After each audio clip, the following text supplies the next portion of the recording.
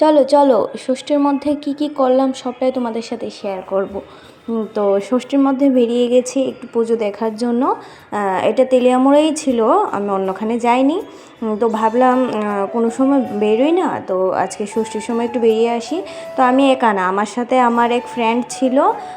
ছোটোবেলায় আমরা একসাথে পড়াশোনা করেছি, এখন তো ও আলাদা আমিও আলাদা। তবে হঠাৎ করে আমাদের মনে হলো যে না, আজকে ষষ্ঠীর মধ্যে আমরা একটু বেরোবো। যাই হোক, ও চলে আসলো, আমিও চলে আসলাম। একসাথে হাসি ঠাট্টা করতে করতে রাস্তা দিয়ে চলে যাচ্ছিলাম। তো দেখি রামকৃষ্ণ আশ্রমেও বলতে মন্দিরেও পুজো হয়। তো ভাবলাম যে কেননা একটু ঢুকে দেখে আসি। তো দেখো, মূর্তিটা ছোটোর মধ্যে খুবই সুন্দর ছিল। তো মন্দিরে ঢুকে একটু প্রণাম টনাম করে তারপর আমরা বেরিয়ে পড়েছিলাম মন্দির থেকে। তো বেরিয়ে আমরা এখন চলে গিয়েছি তেলিয়ামুড়াতে। তো ওইটা ছিল কালীটিলা সাইড, তো আর এটা হচ্ছে তেলিয়ামুড়া। তো দেখো, তেলিয়ামুড়া লাইটিং টাইটিং প্রায় এখানে কমপ্লিট লাইটিং হয়ে গেছে। আর এটা ছিল রাজদূত ক্লাব। তো দেখো, এটা কি চিনতে পারছো কী পাখি? যারা চেনো, আশা করি তো সবাই চেনো, এটা হচ্ছে পেঁচা। তো যাই হোক, দেখো ভিতরের এমবিয়েন্সটা খুবই সুন্দর ছিল, আমার কাছে খুব ভালো লেগেছে। তো দেখো এদিকে লাইটিং সিস্টেমটা এরকম ছিল, আর সবটা বাঁশ দিয়ে তৈরি করা হয়েছিল। নিচটা সাইডটা উপরটা শুধু কাপড় ছিল, নিচে পুরো বাঁশ। তো তারপর এদিকে বাজারের সামনে একটা পুজো ছিল, এটা একটু দেখলাম। তারপর এদিকে শান্তিনগরেও একটা পুজো আছে, ওইটা একটু মানে একটু একটু করে ঢুকে দেখা আর কি। কারণ ষষ্ঠীর দিন আর কি বলো, আমাদের তেলিয়ামুড়াতে ষষ্ঠীর দিন সেইভাবে পুজো শুরু হয় না। তো তারপর ও বলছিল চল একটু ঘুরে আসি বাইরে থেকে গিয়ে। তো ভাবলাম যে হ্যাঁ ঠিক আছে। তো তারপর এটা দেখো, এটা হচ্ছে আমাদের তেলিয়ামুড়া বাস স্ট্যান্ডের পুজোটা, নেতাজি নগর। খুব সুন্দর হয়েছিল।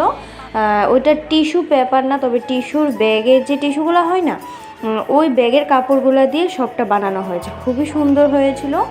সামনে থেকে দেখতে আরও ভালো লাগছিল। তো দেখো, এই লাইটিংয়ের কারণে আমার চেহারা সেভাবে বোঝাই যাচ্ছিল না।